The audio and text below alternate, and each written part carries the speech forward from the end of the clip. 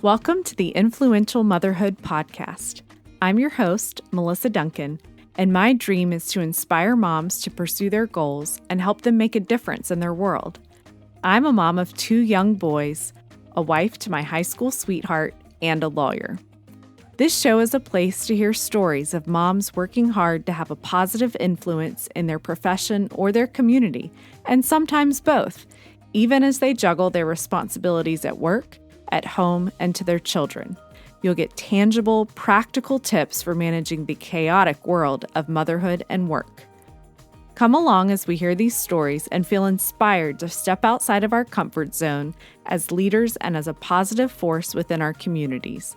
I believe that moms can change the world.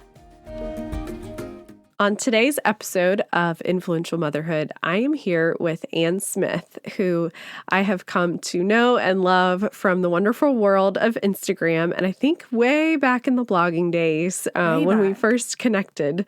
Yes. And so Ann is a PR professional, a mom of 4.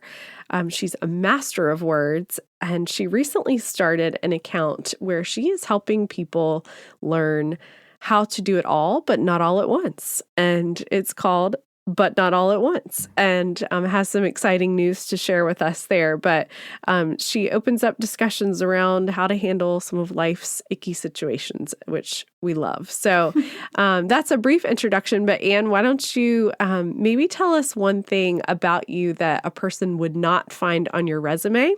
Because I think that's always an interesting way to get to know someone. And then take us back to Ann, maybe right out of college, and tell us a little bit about your path to get here so far career-wise, and then we'll start talking about some of the personal things that you've gone through over the last several years. We are taking it old school. Okay. We're taking it way back. So one thing that I would say, not even folks who have seen my resume, but folks who know me in real life probably don't really know, is that I cannot give blood on the off chance that I have mad cow disease.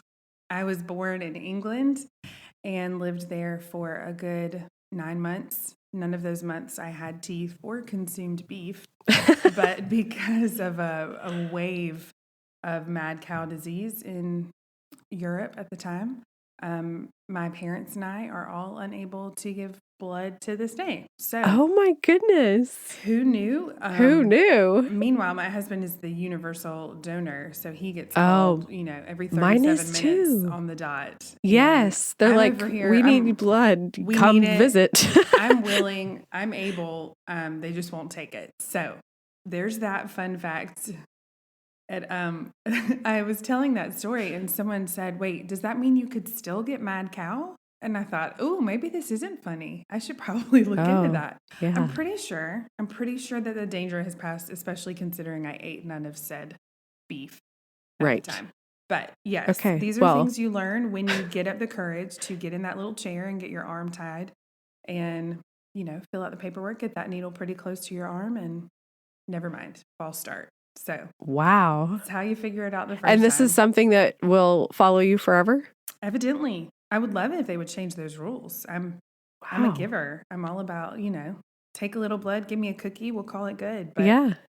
To this point, no, alas, the last 10 or 15 years or so, it's been a no-go for me.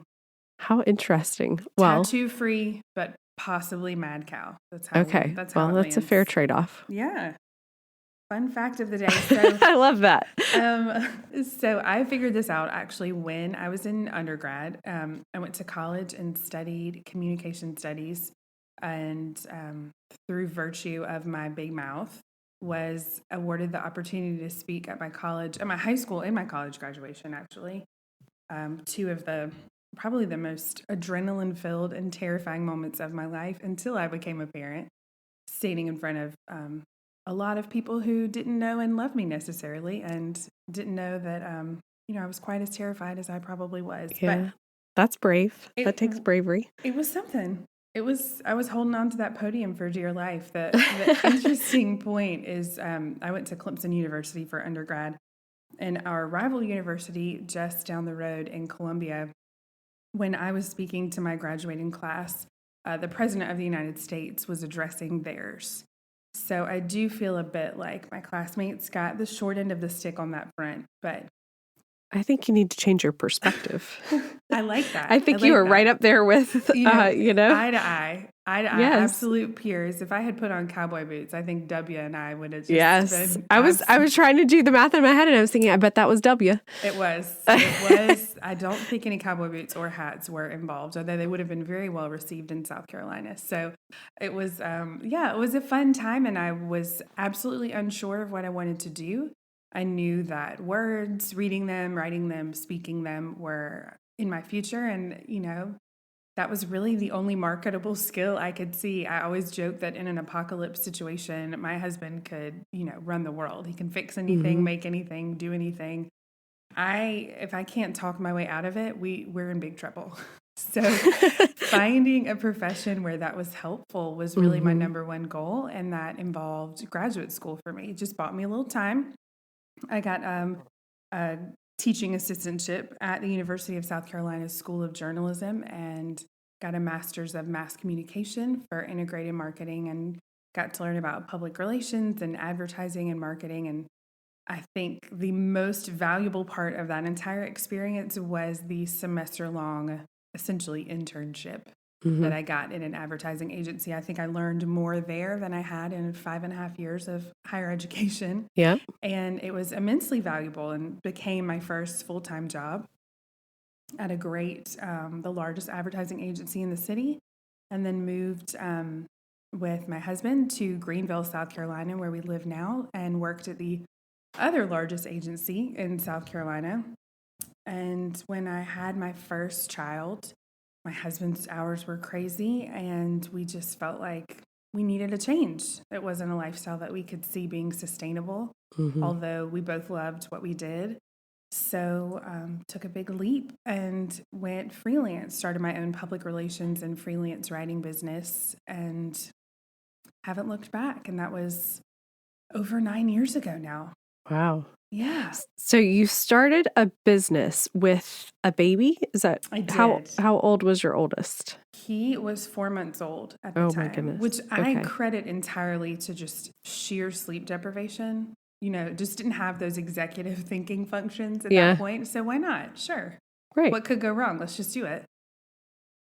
And so what did that look like? Trying to navigate, having a newborn and the sleep deprivation and the chaos that goes along with that, and starting a business.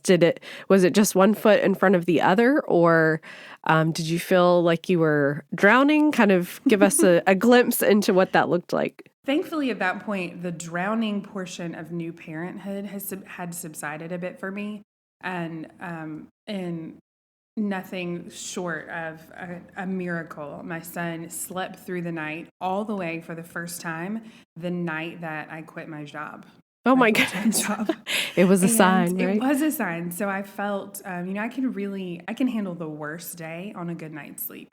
Yeah. I can handle pretty much anything in the daylight hours as long as I've had a solid 8 hours of sleep, or at least 7, which in the newborn days is a complete luxury. Right. So once I got that full night's sleep and got my head about me, it was just a slow burn, I would say, the first 9 to 11 months of really doing some pro bono work, building up some contacts through my network, talking to women who had kind of blazed this trail before me in my community. Thankfully, the marketing and advertising community in the upstate of South Carolina is incredibly supportive. There's absolutely an atmosphere of there's room here for everyone. Let me tell you how I did it. Let me give you some pointers. Make sure you avoid this pitfall. And that made all the difference for me. It was really snagging every bit of wisdom I could from the women who had gone before me. And it was worth the price of a chicken salad lunch to get those kind of insights from people whose, contacts I still have, who I still check in with regularly. And that made all the difference those first 9 months. So having patience with myself, not expecting to set the world on fire in the first 90 days I was in business, made a tremendous amount of difference. Of course, I had the luxury of doing that because I was not a single parent. And so I used nap times very wisely. And in those early days, you have 3 to 4 nap times during the day. And I just sat down, plugged away, and then built it as we went along. And I remember doing a literal happy dance that was more of kind of levitating. Mm-hmm. The first time I signed a year-long retainer client, it was an international medical manufacturing client. So it wasn't anything that was going to win the cover of Southern Living magazine in some glamorous PR dream sequence from a movie, but it meant everything to me. I was truly excited to work with them and to talk about what they were doing. And more than anything, it validated the risk that we had taken, the leap that we'd made to have me leave security Yeah. and a name of an agency that just meant so much where we live and had done so much for my career. It was very validating and encouraging. So I did that little happy dance in the kitchen and then acted like, of course, I'm very thrilled to work with you, but this Right. happens all the time. Of course. 100%. This is absolutely not the first thing that I've done. So that was the start of it, and we've just been plugging along ever since.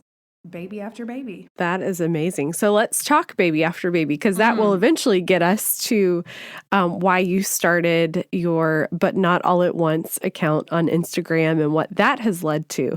But take us through your 4 children and the process of growing your family that resulted in some pretty serious situations health-wise and some sad losses, and kind of everything that happened there that eventually led to what you're trying to do now, and as far as opening up the discussions. Yes, it was. I look back at that time, signing that first long-term client, and I look back at the person who was doing that happy dance in the kitchen Mm-hmm. and see her almost as a different being. I mean, we had very similar professional goals, but in terms of Anne as a person, in addition to being a good, 8 or 9 years younger and learning all the things I've learned in the meantime, we have walked a really tumultuous road. In every sense, it's been a lot of really high highs and some challenges that I always say I wouldn't want to relive a stitch of them, but I'm tremendously grateful for what's come from them, for Yeah. the decisions and the changes in the person that's created in the aftermath of everything. So when my oldest, Mac, we have 4 children now who are 3, 5, 7, and 9. They're boy, girl, boy, girl. And when my oldest, Mac, was 2, we found out we were having a little girl, had a picture-perfect pregnancy. She came on Valentine's Day in the wee hours of the morning, just in a sitcom situation where the stork dropped her off, 30 seconds after we got to the hospital. Mm-hmm. It was a wild ride. And I remember thinking, whew, that is the craziest thing I will ever live through. And that was inaccurate. That was not by far the craziest thing I would ever live through, but she arrived healthy and happy and wonderful. We were getting relatively great sleep. I had that deep sense of confidence that comes with having survived motherhood in the trenches the first go round with a newborn and knowing, okay, it might be a little rocky for a minute, but we're going to figure this out, which is not something I felt the first time someone handed me a baby. Yeah. So I was very thankful for that and had a bit of a golden period for about 2 weeks. And then Mary Brooks, our daughter, started vomiting profusely, often projectile vomiting. The first time it happened, and I'm so thankful for this, a friend was here taking some newborn photographs of her and was able to, in that moment where you second guess everything you're seeing and thinking, say, no, that was really strange, and you absolutely need to go straight to the pediatrician. I'll watch your son. Goodbye. Let's go. That's good. And so I drove straight to the pediatrician and walked them through what had just happened and heard, it's February, it could be a stomach bug, it could be lactose intolerance, it could be reflux, it could be any number of things. Everyone thinks it's projectile. Everyone thinks it's so much. You're tired. These are early days. Just hang on. And it didn't sit that well with me, but, I was tired. They were early days, and I kind of took it at face value. And over the next 5 days, things really devolved a bit. She continued to vomit a great deal after every meal. She wasn't seeming clinically dehydrated, but I knew that she was not keeping down enough to grow the way a normal, healthy baby would. Yeah. And it ended up that we drove her across town on a Monday morning, first thing. And I was raised in the South. We are a polite people above all else. And I remember it took everything in me to say to the pediatrician, whom I respected so much. We had driven to see specifically this one and say, I don't want to be unkind, but I'm not going to leave here. So we're going to have to figure this out, you and me. Bless your heart, right? Yes. And he was entirely unruffled and looked me right in the eye and said, I'm glad to hear that because I don't want to scare you, but I'm going to send you to the hospital. And I had never felt such relief from words that would have typically thrown me into a tailspin. So long story short, we went there, and what went from a casual, breezy, show me your insurance card, fill out this paperwork situation, just fell to bits. There was a quick diagnosis. We don't have time to talk to you about what this is. The surgeon can't shake your hand. You're going to hand your baby to this nurse outside of an OR, and we're going to hope she comes out in one piece. Thankful in a way that I didn't have a whole lot of time to Google intestinal malrotation and volvulus, which is what her diagnosis was. That the projectile vomiting was because the lack of blood flow and the inability of food to get through her bowels. And that causes babies' insides to become necrotic, to die. And they take the entirety, all, feet and miles of your intestines out of your body to examine every little centimeter through an incision that is the size of, it's smaller than my thumb. It's remarkable. Wow. But she had lost a pound. They opened her up and just waited for her insides to pink back up, and miraculously they did. So that's not an ending that every baby with this condition gets, where the surgeon actually told us later he didn't understand how she had lived to see his table. And so we survived a really rocky recovery and hospital stay. And after that came PTSD, which I probably would never have been able to put my finger on had a friend not directed me to a counselor who said, yes, it's not normal to have hives and not be able to sleep but 2 hours a night. This is something we should probably examine a bit further. And when you're in survival mode, it's just one foot in front of the other. Right. You just plug right along, you do what you need to do. And it never really occurred to me that, maybe I am also going to come out of this a little bit scarred. Yeah. So we dealt with that for the entirety of, I would say, 2012. And the next year, I tell people all the time, this is how I know I lost my mind. I signed up for a half marathon, which is not something that would ever happen if Anne had all her wits about her. Yeah. So we ran a half marathon at Disney and rode every roller coaster and did all the loop-de-loops and had all the fun, and came home and found out that I was pregnant, which was a big surprise. And all I could picture was that tiny little baby just shaking around upside down on every last ride across Disney World. But we were thrilled and really excited. It seems like a really happy way to wrap up what had been a pretty difficult year. Yeah. So now how old was Mary Brooks at this age, or at this point? When we found out we were pregnant, she had just turned 11 months old. Okay. And were you still dealing with PTSD then? I would say for the most part, I had emerged from that. Okay. Which I'm very thankful for. Yeah. I was finally starting to remember things. That was a big symptom for me, was everything was kind of a fog. Right. And I was just sort of going about my life, not really making fresh memories. When I look at pictures of that time, I think, oh, okay. That happened. That happening. Yeah. It's like watching a movie of someone else's life. But I would say the pregnancy kicked me back into the present tense, which was a gift in and of itself. And we heard the baby's heartbeat the day before Valentine's Day, so the day before Mary Brooks turned 1. Oh. And it was a really happy time. We were very excited. And around Easter, so in April, we found out that she did not have a heartbeat. I had a weird feeling, and sometimes you just know. Yeah. And I think I just knew. Yep. And when I look back now, I realize, those two events, the surgery and recovery and my miscarriage, were 13 months apart. And I think, my goodness, that's a lot to have thrown at you in that short a time. But at the time, I would have told you, man, we're fine. We're going to be fine. Everything's fine. You don't need to bring dinner. We're good. We're going to figure it out. Thank you so much for your concern. In all we had been through, I still had not learned to wave the white flag and let people help, to ask for help.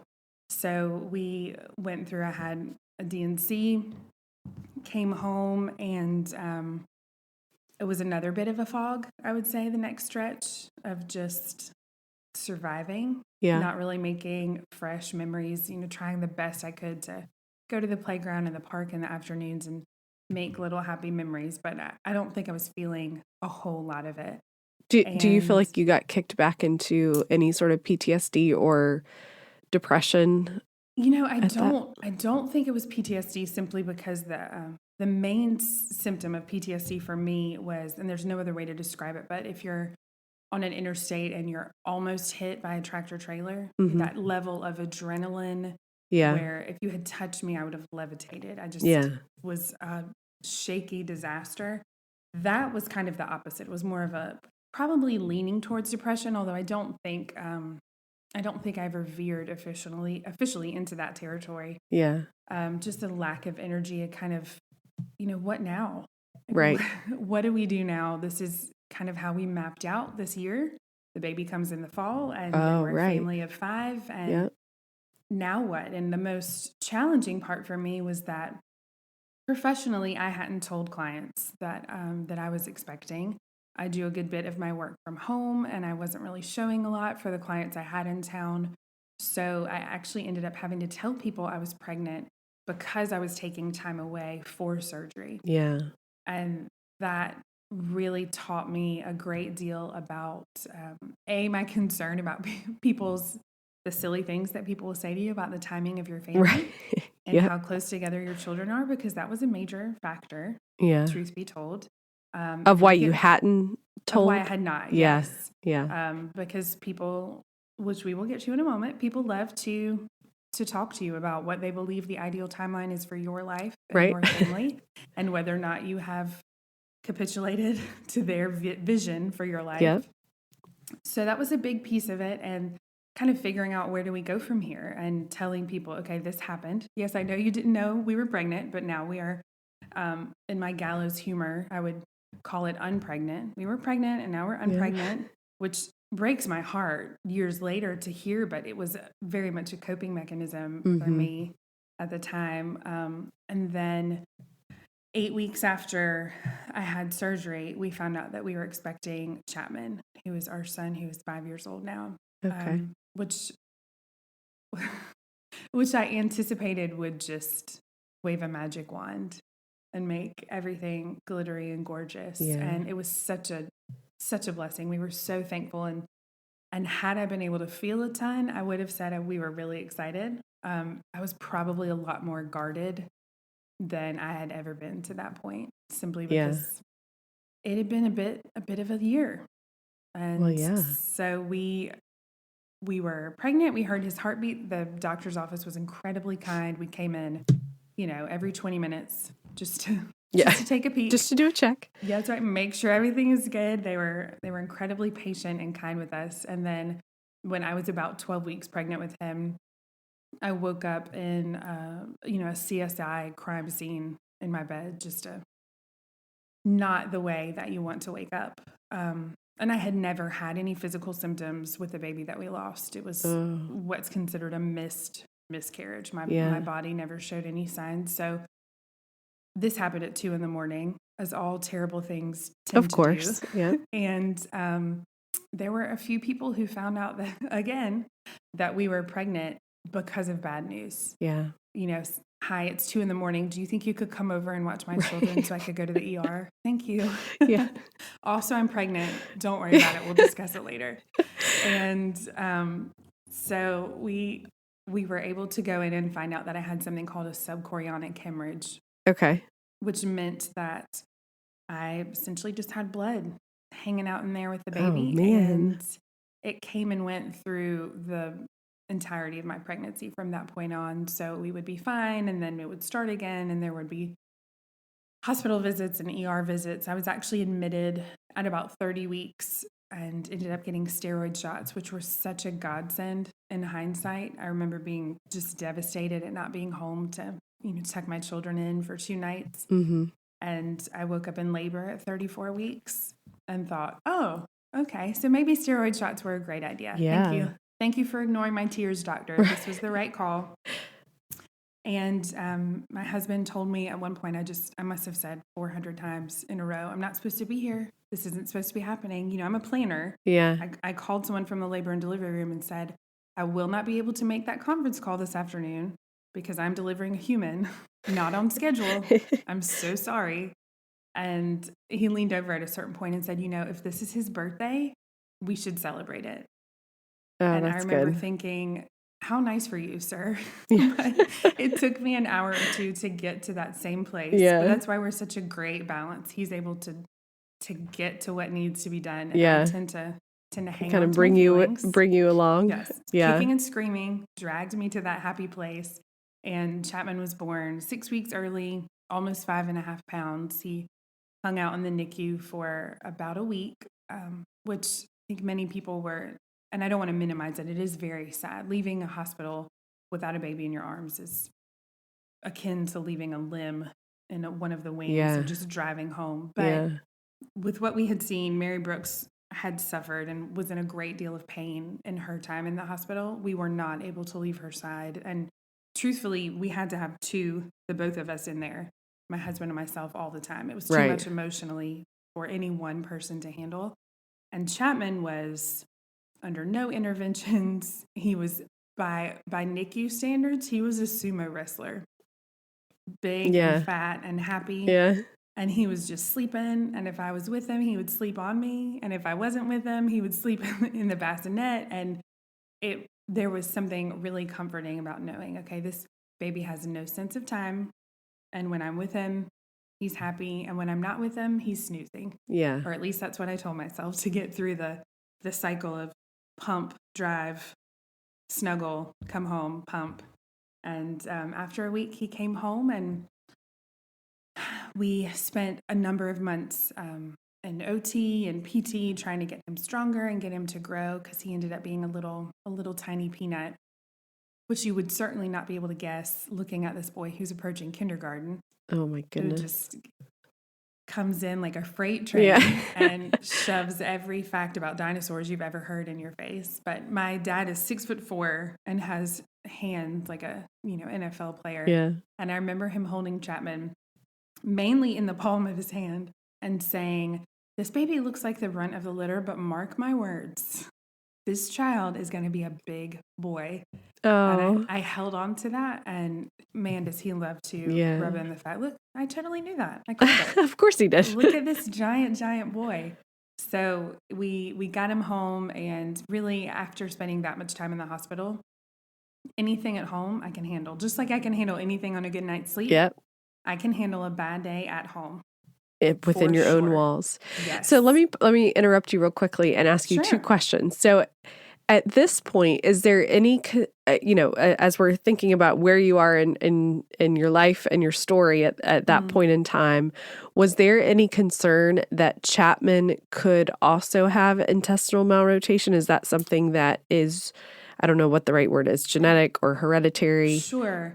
So technically, the research would point to the fact it is considered congenital, which means it happens in development. Your intestines form at 10.5 weeks outside of the body, make 2.5 very exact turns. If they're doing their job, go right back in your body. And if you have intestinal malrotation, your intestines have just not cooperated for those full 2.5 turns. So they're at risk for that volvulus. Technically, it is congenital, but within the intestinal malrotation community, there are some anecdotal stories of families where you have one or more cases. Soft tissue, like the intestines, is really difficult to spot in the womb. So there's no way to screen for that until your baby is born. Yeah.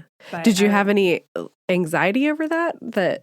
I think I was pretty numb. Yeah. Because Chapman was born, if you do the math, he was born 9 years. And if you do the math, Chapman was born 9 months and 3 days after I had the DNC. Okay. The numbers don't add up. If you had told me that when you wheeled me into surgery, I would have laughed you out of the room. But between all of that, we were less than 2 years out from Mary Brooks's surgery. Right.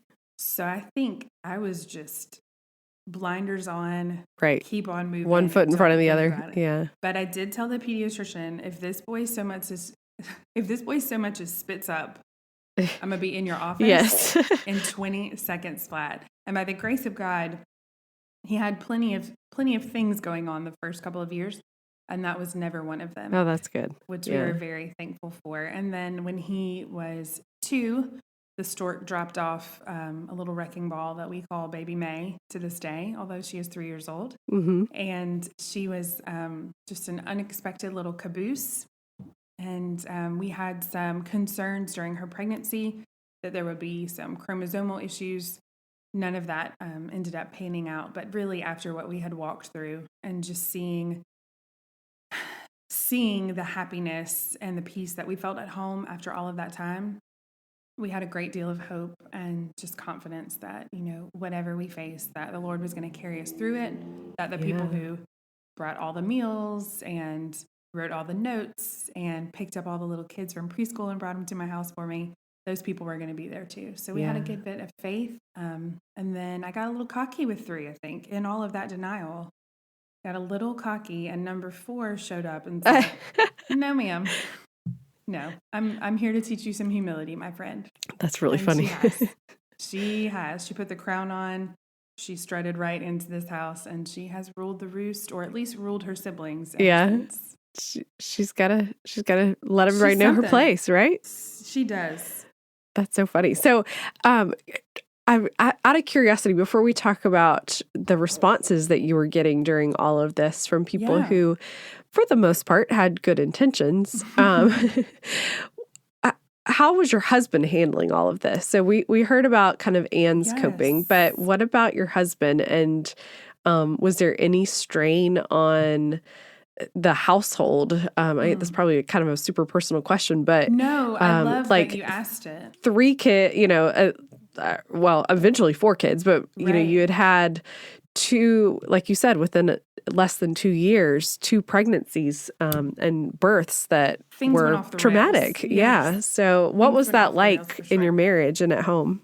It's so fascinating that you say that, because another social media friend that I met in a similar time to you, when I was, a young professional or a new mom, I knew only her who had ever had a miscarriage. I think it was something that perhaps a lot of people don't talk about openly in real life. It's not easy to talk about. It's not easy to hear. Yep. And so the day, it's so fascinating to me how my brain works in trauma. But the morning that I found out that we had lost the baby, I messaged her and said, "This is what's happened. Can I get your number?" And she called me right away. And I asked her, I'm a very list and task oriented person. Mm-hmm. So what's the silver bullet? How are we going to fix this? What's the thing I can do so I can sidestep all of the sadness? Because, I don't have time for that.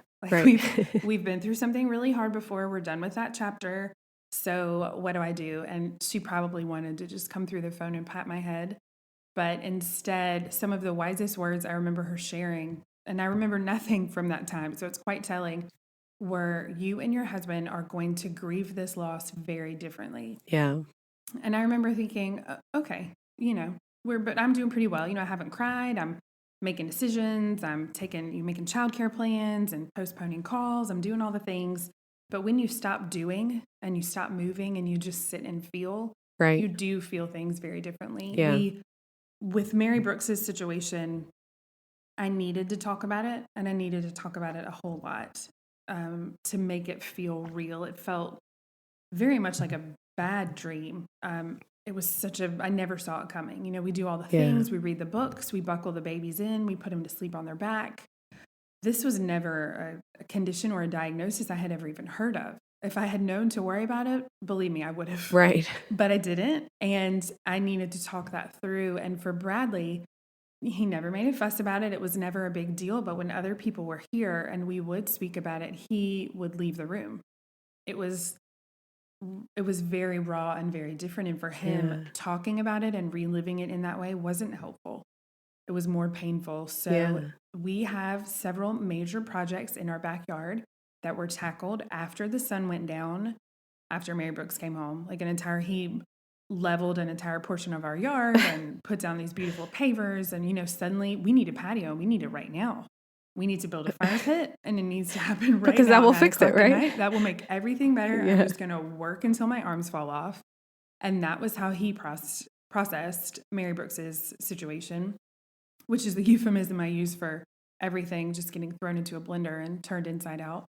And then when we lost the baby, I think there was such a physical aspect to it for me that he took over the role of caretaker for me. You need to be drinking water. You need to be laying down. Have you taken your pain medicine? Have you pushed too hard today? Is it too early to go to the gym? And I was very much in go, go, go mode. And I think he was probably we are big Clemson Tiger fans. So we have a get back coach, like a coach who makes sure that our coach stays where he's supposed to and doesn't get in trouble. He was the get back coach. For me. And that was having had the experience that we had the year before and knowing how we process differently, I was able to not take it personally that he didn't want to talk every last moment through. Right. And so we talked some, he listened some, and then I was able to look to both friends and family and a counselor who, again, would probably not have been a choice that I had made had wise people who had walked that road before not pointed me in that direction. And all of that took a burden off of, I think, our family and our marriage, because his not talking about it is every bit as valid as my talking it to bits. Yeah.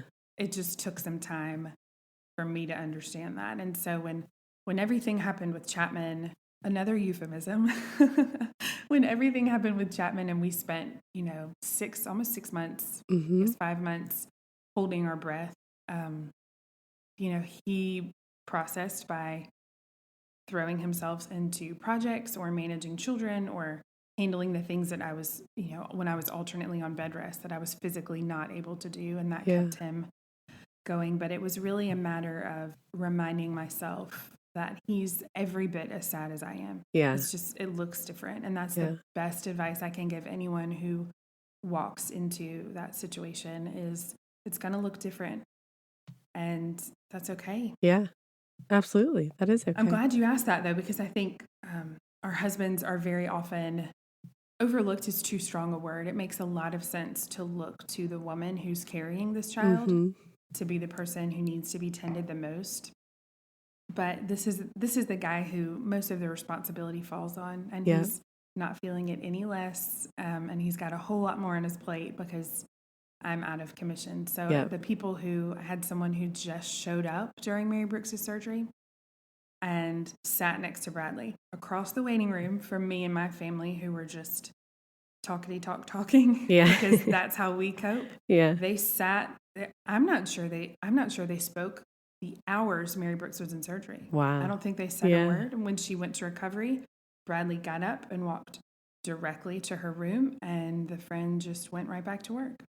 And it was the perfect way to care for him in a way I couldn't. So I would highly recommend look for how it is he's processing and support that as best you can.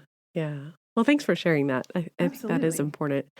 And one other thing I wanted to note, and maybe this is where we can start, is you referenced, this idea of when the right time is to tell people that you're pregnant. And I kind of laughed because, as I've referenced here before, in the end of 2018, I had an ectopic pregnancy. And so that was my third pregnancy. And it happened very fast. I had only known I was pregnant for 48 hours. So really, it hadn't even sunk in yet, and really hadn't even had a chance to tell anybody.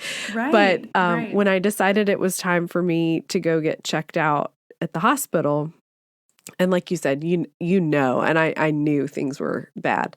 And so I jumped in the car. I didn't even wait for anybody to come over so that Damon could come with me. I just jumped in the car to drive myself to the hospital. And the plan was that I would call my sister and she would come over. And then Damon would leave after that. And I called her and it's one of those kind of snapshot memories and all the chaos of that night. I remember where I was in my driveway when she answered the phone and I had woken her up and she said, hello. And I said, hey, it's me. I think I'm having an ectopic pregnancy that ruptured. Can you come over? She said, that's a lot of information. Right. Right. Like, okay, you didn't know I was trying to get pregnant. You didn't know I was pregnant. And now I'm telling you that I'm headed to the hospital and I need you to come to my house. And she 17 revelations. Right. In one all sentence. at once. And she was so wonderful. She said, okay, yeah, I'll be there in about 30 minutes. And that was all she said. And I was like, great, thanks. Bye. That's what you need. Yeah. That's what you need. Like no questions, like, oh, you're pregnant. It was none of that. We can deal with that later. Right. She just said, okay, I'll be there in 30 minutes. And it's the most beautiful thing. Right now, I just need you. And knowing you're on the way is everything. Yep. And I wondered later, as I laid in the hospital bed, I was like, wow, I didn't really give her much, but I guess I gave her all that she needed. Yes.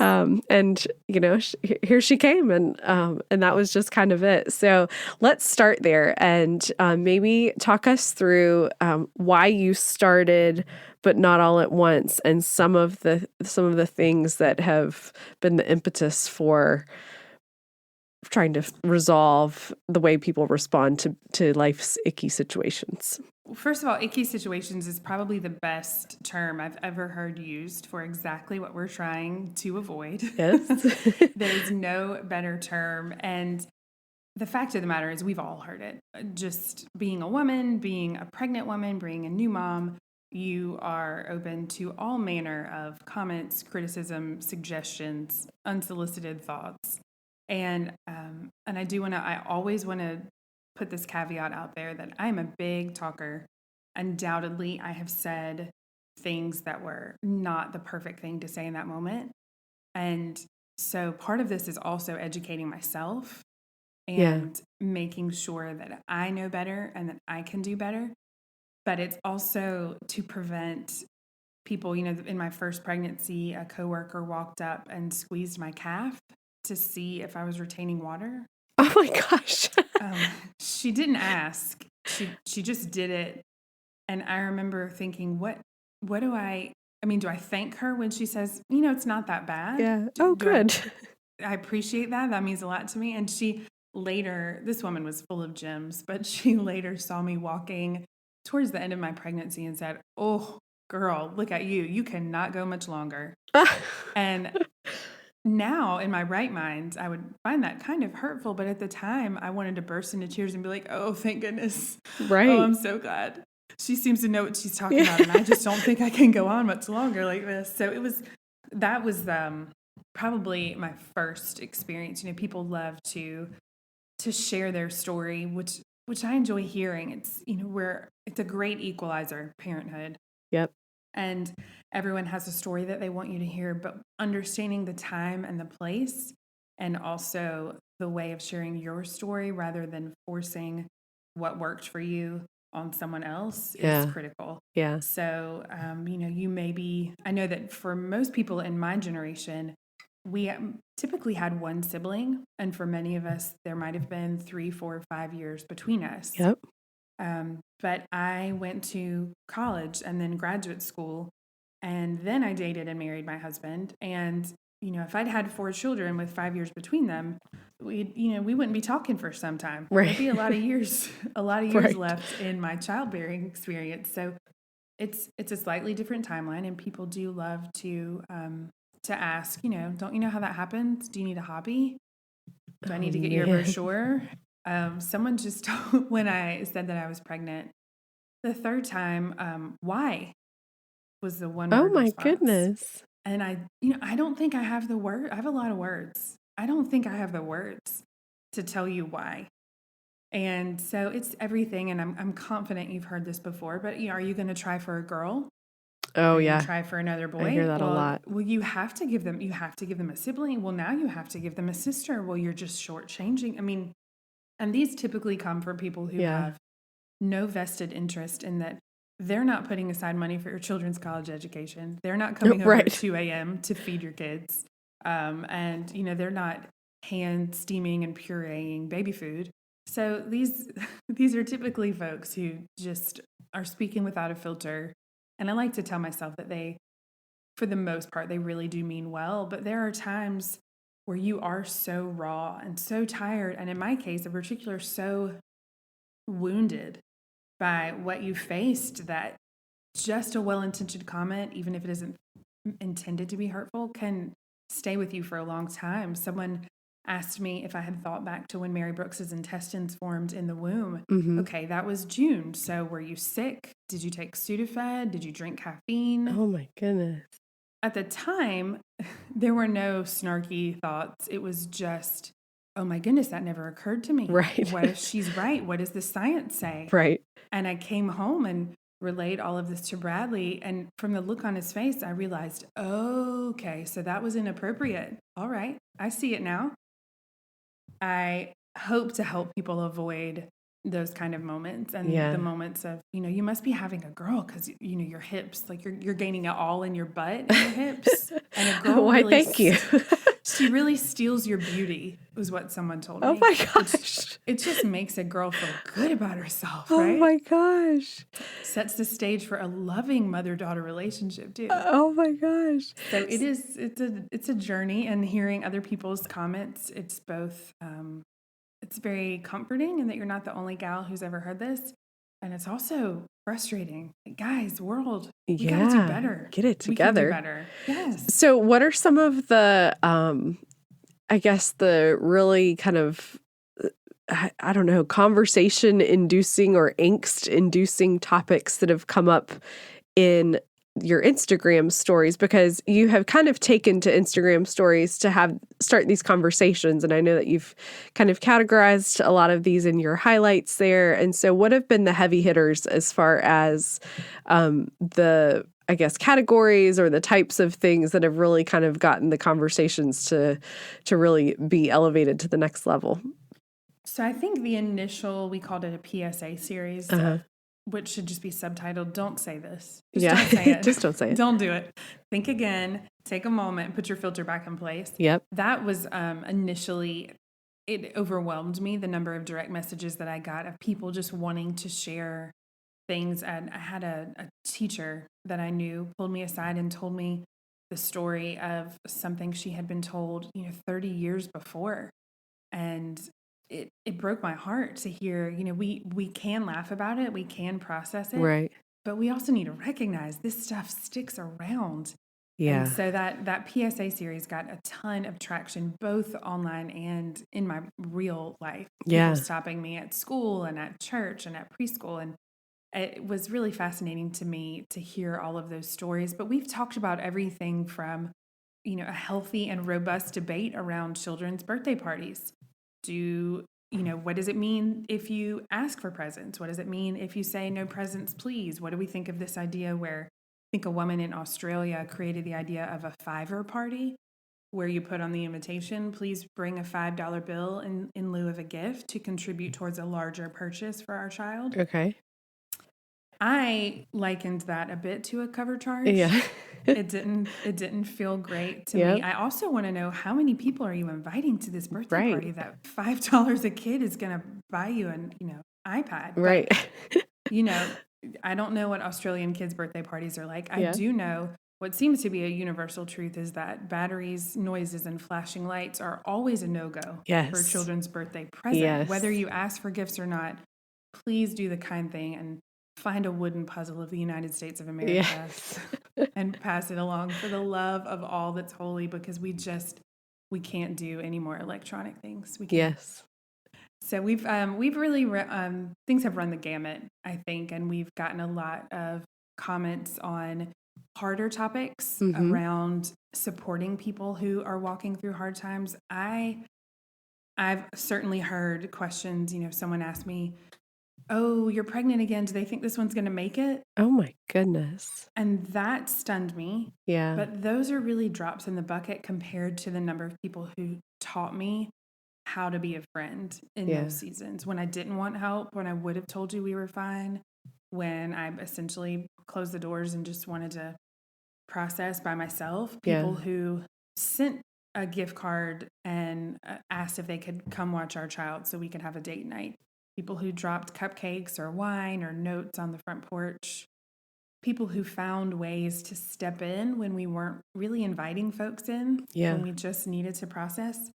And what I have found is that as much as we want to tell our story, as much as we want to laugh about the ridiculous things people say to us, we also we look around and see each other and see the tough spots that some folks are in, whether it's big capital H hard things, grief, loss, or it's just a woman who's in the thick of it with, 3 young children and a job and a husband who's traveling. It's very encouraging to me to see how many people had thoughts about what meant a lot to them in a hard time, things that they're trying to do, the ultimate care package. What can you send to someone who's going to be in the children's hospital for a while? You can't make it better. You can't really. We had someone who's so sweet. He came in with a cot, a camping cot, because he heard that the chairs were uncomfortable to sleep in, which they are. Yeah. You can't keep a cot in the children's hospital, but the gesture, and if I live to be 105, I'll never forget it. Yeah. That's amazing. So that's the kind, I want to be a cot level friend. You know? I want to be a person who says, I see you and I see that this isn't awesome. I can't fix it, but I'm going to try to help. Yeah. And that's been the most unifying conversation I think we've had. Yeah, because what I think the beautiful thing about what you've done is that you have not only kind of, your platform is not a rant about all the horrible things people say. It is, I think, some justification that, oh, this was said to me, somebody said something like that to me too. And that wasn't right. So kind of justifying like why it felt icky, but then also to educate. The education piece that you're doing is so important. So educating people on, if you're in this scenario, just don't say this, don't, I love, don't talk about, another child's weight and whether they're too skinny or too chubby or whatever, just don't talk about it. That's off limits. If you are not a medical professional, I am seeing in that sense, like in your office. Right. It's off limits. I don't need your thoughts on that. But I would say the biggest piece that has resonated the most is the concept of help, encourage, or hush. Yes. So rather than walking up to you at the grocery store with your 2 boys, inevitably you're there between 5 and 6. It's not their most glorious time of day. People are hungry. Maybe they're not acting in the way that they typically would. Yep. And someone comes up and says, "Ooh, you got your hands full." Not helpful. Right. I understand the desire to have this pat comment you just pop out when you see a woman, but what is helpful is holding a door, is smiling at her kid in the line, is starting conversation, telling her she's doing a good job, or is that your 2-week-old baby? Look at you out at the grocery store. That's impressive. Yeah. Good job. Yes. Encourage or help, or just keep it to yourself. Go home and just tell yourself all day long, oh my goodness, those children were crazy. You don't need to pass that along to the mother involved, because we've all been there at one point or another. Yeah. I love that. Help, encourage, or hush. Yes. I love it. So tell us about what's next with But Not All at Once. And you've had this Instagram account and have had a great response. So tell us what's next. So what's next is a podcast that launches this month in April. Yay. We are very excited. So you can, depending on when folks are listening to this, you can already find the trailer.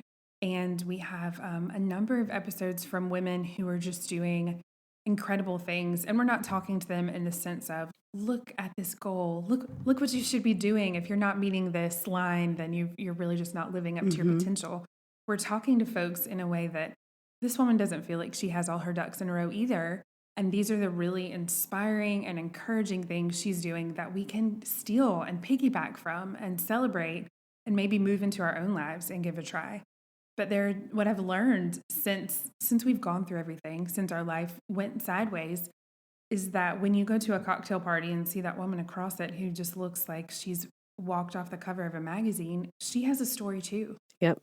And when you get to the bottom of it, when you put aside pretense and you get tired of chit-chatting about things that don't matter or have a real lasting value, you get to the heart of the matter, and that's the great equalizer. That's where we can start to make connections and start to improve each other's lives. That's what we hope to do.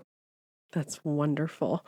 So people will be able to find your podcast on iTunes and some other platforms, which is so exciting. And remind us where you are on Instagram. We are at But Not All at Once. And it is really alluding to the idea with the same title as the podcast that you can absolutely have it all. Just as we were told when we were little girls, you can have it all, you can do it all, you can be it all, but you can't do it all at once. Yeah. It's just not possible. So we're trying to make that something that we've ingrained into the back of our minds. Yeah. But not all at once, y'all. Take a little nap. I love it. You don't have to lean in all the time. Lean out. Lie down. Yes. Take a moment. Take a break. Put your filter on and lay down. Put your filter on. Yes, girl. Help, encourage, or hush. Is that right? Are those the right things? That's right. Yes. That's going to be a tattoo I might be offering. Yes. I'll get a custom tattoo designer to set that up, and we can offer them for free to people who are in need of that. There you go. There you go. Well, I know that, and I think I've shared this with you, but as an Enneagram 7, so someone who does not like to sit in sad things or feelings really at all, and is always looking to reframe a situation.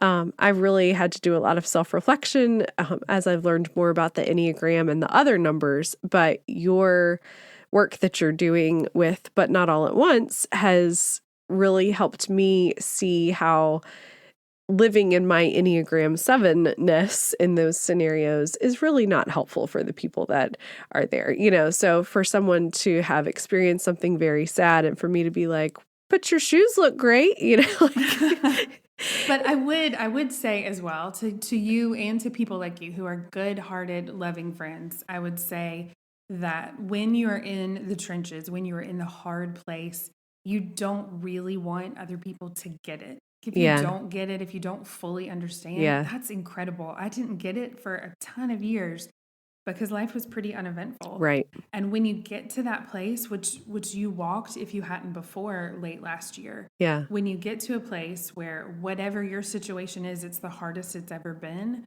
you have a level of empathy and openness that allows you to just connect far more than you could have otherwise. So the comments about the shoes are still helpful sometimes because my goodness, we can't cry all day, every day. Right.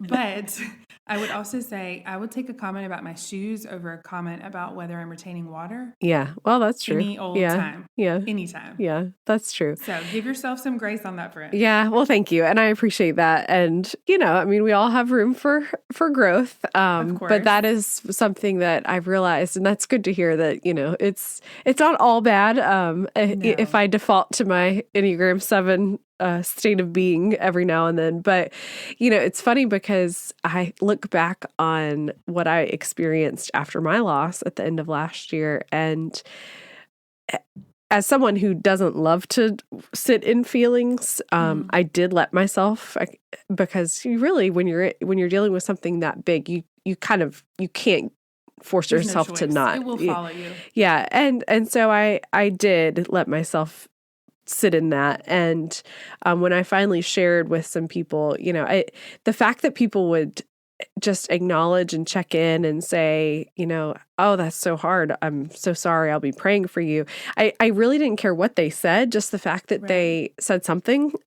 Just acknowledging like, you must be in pain, was so helpful. And I think what was harder was when I knew someone new and they didn't say anything. And again, even if they had said, well, I'm so sorry, but your shoes look good, like that probably still would have helped because it'd be like, okay, you're acknowledging like there's something going on. Is better than nothing. Yeah. Yeah. And as somebody who has not always been great about saying something, like I'm oh, wow, this is hard and bad. And so I don't want to sit in this. So I'm just not going to say anything. Yeah.